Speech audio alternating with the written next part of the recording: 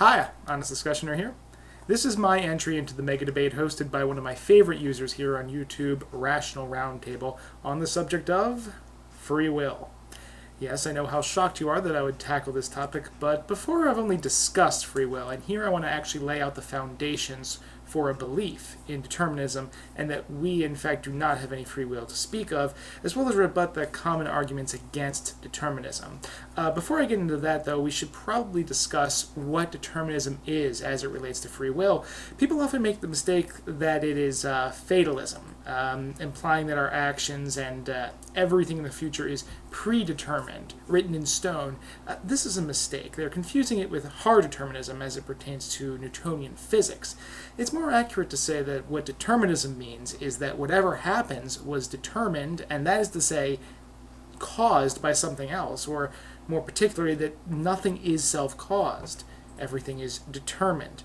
This is an important distinction to make, which will be evident later on. For the determinists in a free will debate, though, they must simply show that our decisions, or as I like to call them, deductions, are in fact caused by external factors and are not self-caused. For this, we need to discuss how decisions are made. Let's use my favorite example, choosing what to eat. This is a simple thought experiment, and I'd like everyone watching to participate if you can. I want you to decide what you will eat for your next meal. You have 4 options: a salad bar for $6, a cheeseburger for $8.50, additional toppings 25 cents each, grilled chicken over pasta with a garlic oil sauce for $12.99, or grilled sea bass caught from the Mediterranean Sea no more than 24 hours ago for $27. Let's assume drinks are included and you have at least $27, so the choices are all open to you. Okay, now take a moment, pause this video if you need to, and make your choice. Hopefully you've done so by now. So I'd like you to ask yourself why you chose what you did. What were the reasons you made the choice you made? Were any of these reasons something beyond your control? If you chose simply for taste, did you choose what you would find pleasurable or displeasurable?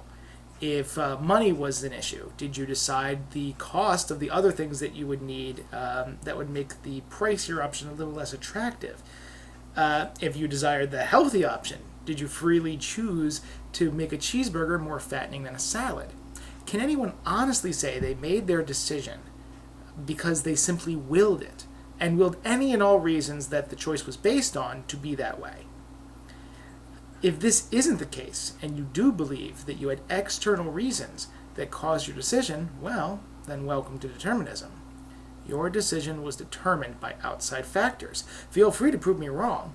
Explain how you could have, at the exact moment you chose what to eat, how you could have chosen something else without changing the facts at the moment or in the past. On a humorous note, my father disagreed with the assertion I'm making right now, and in order to prove me wrong, he touched a plate and proclaimed that there was no reason for him to do so. Hopefully you see the irony in this. I believe it illustrates the inescapability of determinism.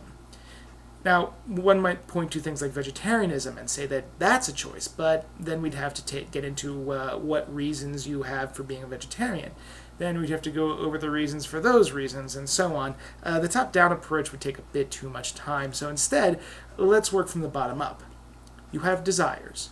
These are, at their most fundamental, the pursuit of pleasure and the avoidance of pain. Sometimes they conflict, but eventually one wins out over the other, or a compromise is made. From your desires come needs. So going from the food example, you calculated which options were to give you the most pleasure for the least amount of pain. Take someone who knows that eating fatty things gives them pleasure, but things like being overweight or being broke give them pain or displeasure.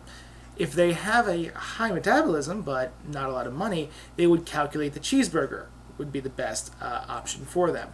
Now, if they were overweight but had plenty of money, they might deduce that the sea bass would be the best for them. Where here do we insert a self-determining factor? I can see none. There are a number of common arguments against determinism, and I will attempt to address them here. First is that if we have no free will, then any belief is not reliable, for we are forced into the belief. This is, to me, an incorrect interpretation of the facts. What would you find more reliable? A person who decides what they believe is true based on what they want to be true, or someone who follows the evidence to the best of their ability? We are simply the latter. We only do and believe what we can best ascertain as the truth, or as the best way to satisfy our needs. Confirmation bias aside, at least. Now, adding free will does not make our beliefs any more reliable. I would argue it makes them less so.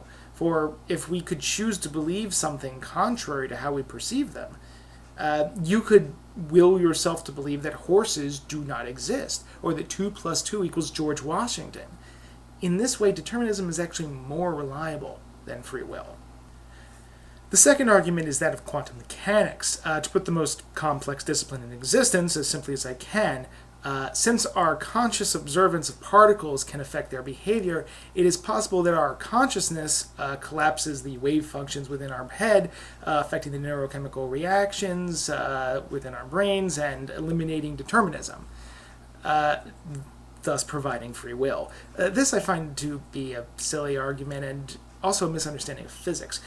There's a joke that Jewish physicists do not believe Christmas exists, since they don't observe it.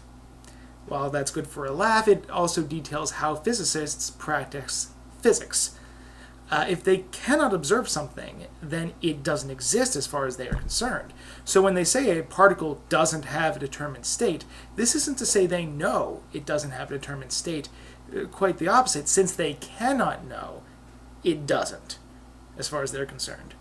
Even if these particles really don't behave deterministically, though, the number of quantum fluctuations it would take at every moment to affect the neurochemical reactions in our brain to provide free will would be innumerable. And even if our consciousness can directly affect the quantum variables to any significant degree, why would our will affect them in one way rather than another? To me, the very concept of free will, if true, is really no different than arbitrary will. This is best illustrated for those who believe in theism. If you believe that in a free will granted by God, I ask you this: is all free will the same? Is your ability to freely choose the same as mine and everyone else's? Does God give everyone the same ability to choose, yours being no different than mine at birth? Or is each free will unique, handcrafted by God?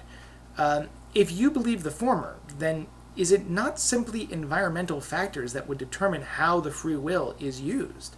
If you believe the latter, would it not be the case that the way God crafted your will determined how you used it? To put it simply, if all wills are the same, then the environment is really the determining factor. And if they are all different, then the way in which they are created is the determining factor. Either way, welcome to determinism.